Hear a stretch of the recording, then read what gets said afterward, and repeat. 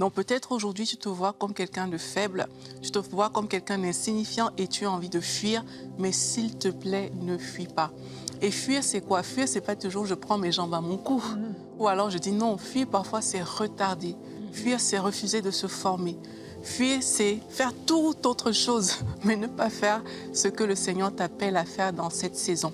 Donc aujourd'hui, j'aimerais t'encourager en te disant, vas-y.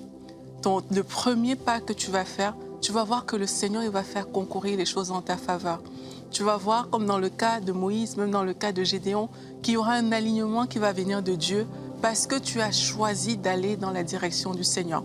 Tu vas voir que les choses qui étaient pour toi comme des impossibilités, comme cette citation que j'ai lue au départ, tu vas voir que finalement, c'est fait en fait, quand tu vas regarder en arrière.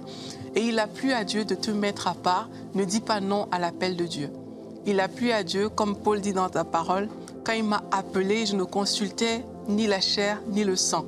Et aujourd'hui, j'aimerais t'encourager à ne plus regarder à tes faiblesses, à tes limites, aux personnes même qui t'entourent, qui te semblent plus loin que toi, des personnes qui te découragent.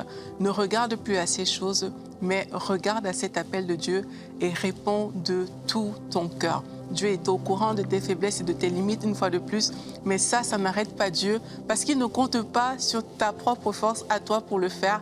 Il le fera à travers toi. Accepte juste que Dieu va le faire à travers moi. Je peux être la personne la plus limitée du monde aujourd'hui. Je peux être la personne la plus faible aujourd'hui dans mon entourage. Mais il ne s'agit pas de ma force à moi.